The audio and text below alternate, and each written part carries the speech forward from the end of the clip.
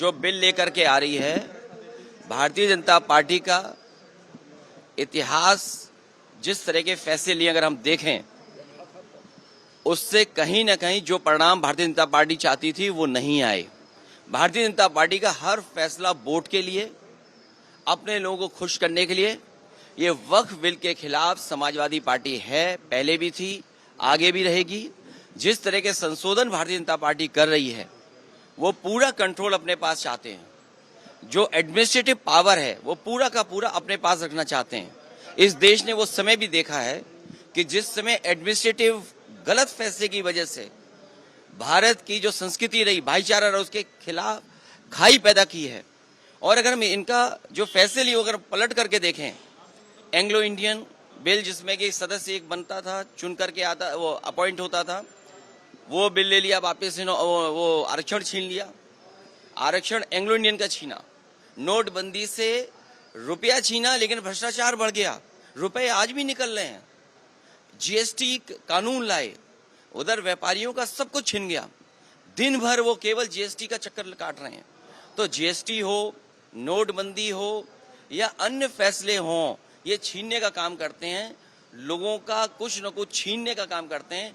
वक्फ के माध्यम से ये कहीं न कहीं संदेश ये देना चाहते हैं कि अपना वोट बैंक ठीक कर लें, क्योंकि नौकरी दी नहीं, रोजगार दिया नहीं, किसान की आय दोगुनी हुई नहीं, तो इनका वोटर भी इनसे नाराज है।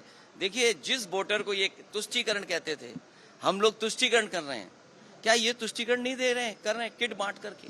अभी ईद पर जो किट दी है, क्या ये तुष्टीकरण में नहीं आएगा? क्योंकि इनको पता है इनका वोट खिसक गया है।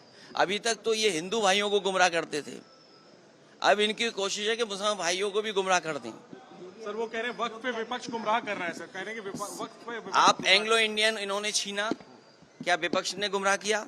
आपने आरक्षण छीना, जो यहाँ पर लोकसभा में चुन करके आते थे, असेंबली में अपॉइंट होते थे, तो वो छीना आपने।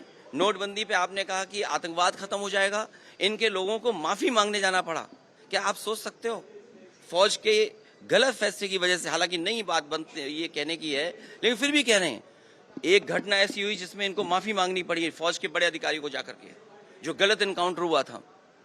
तो इन्हीं की वजह से आतंकवाद बढ़ रहा है। नोटबंदी फैसला लिया, क्या भ्रष्टाचार नहीं बढ़ा? एक व्यापारी उत्तर प्रदेश में, जिसके इत्र व्यापारी था, कारोबारी, 250 करोड़ रुपए निकला था नोटबंदी के बाद, और ये कहा गया समाजवादी पार्टी का है। जब इनकी बदनामी हुई, इनका फैसला गलत हुआ, इन्होंने अपनी बदनामी छिपाने के लिए समाजवादी पार्टी के जो पूर्व एमएलसी उसके घर पे छापा मारा। तो जीएसटी सरलीकरण कह रहे थे, इसी लोकसभा में आजादी की तरह जश्न मना था जीएसटी का। जीएसटी से क्या व्यापारी संतुष्ट है? जीएसटी से करप्शन बढ़ा, महंगाई बढ़ी, और व्यापारी के सामने संकट पैदा हो गया। योगी आदित्यनाथ जी का कहना है कि शरद की जो नमाज है, वो नमाज पढ़ने की जगह नहीं है। उनको जिस तरह से 66 करोड़ मुस्लिम आए, देखिए वो अनुशासन का पालन किया, हिंदू आए, और जिस तरह से धार्मिक अनुशासन का पालन किया, उससे उनको सीख लेनी चाहिए। हाँ, हमारे जो मुख्यमंत्री जी हैं, उनकी गिनती की भाषा विधानसभा में उन्होंने कहा 46 में 56। उनसे भर्ती के बारे में पूछा गया तो उन्होंने 46 में 56 कहा।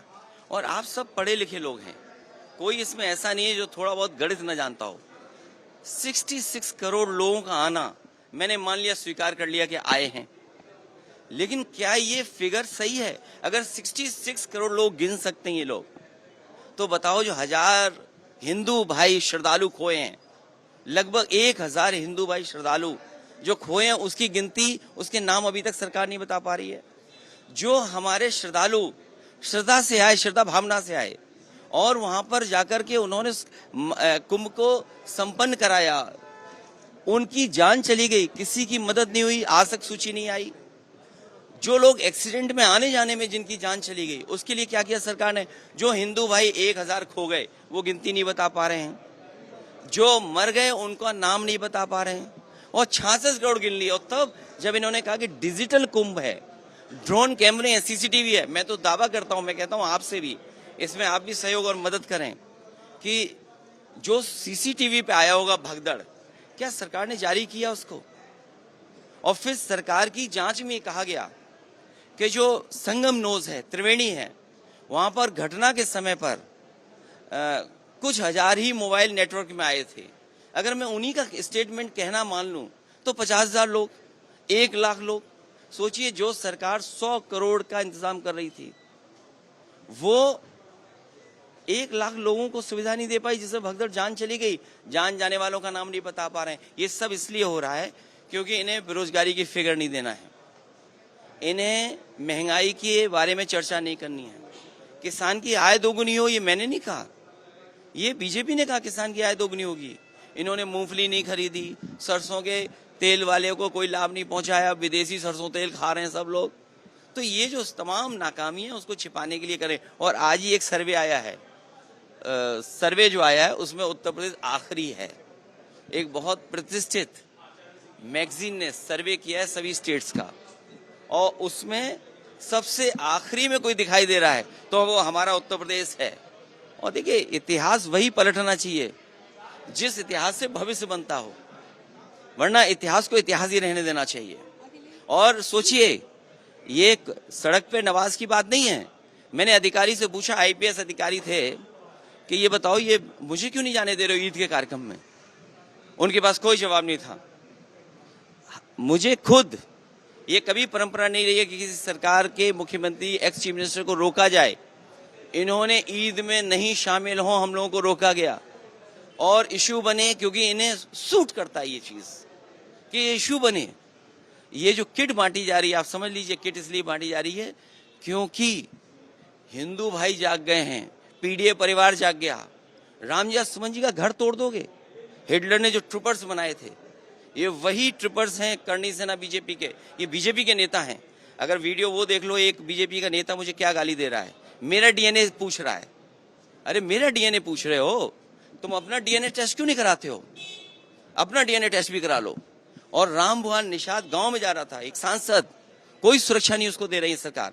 ये सरकार जिस तरीके से हिटलर ने ट्रूपर्स बना करके पॉलिटिकल लोगों को सबक सिखाता था, उसी तरह ये करनी सेना भारतीय जनता पार्टी के ये हिटलर के ट्रूपर्स की तरह काम कर रहे हैं। वो सोचिए, मुख्यमंत्री हों, कई थाने में बुलडोजर लेकर के चले जाए, तो बुलडोजर चला कौन रहा है? क्या स्टीयरिंग इनके हाथ में नहीं है अब क्या?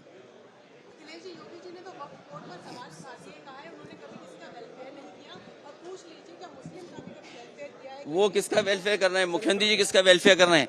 जो अभी इंडिया टुडे का एक बहुत महत्वपूर्ण कोई डेटा आया है, उसमें यूपी आखिरी है।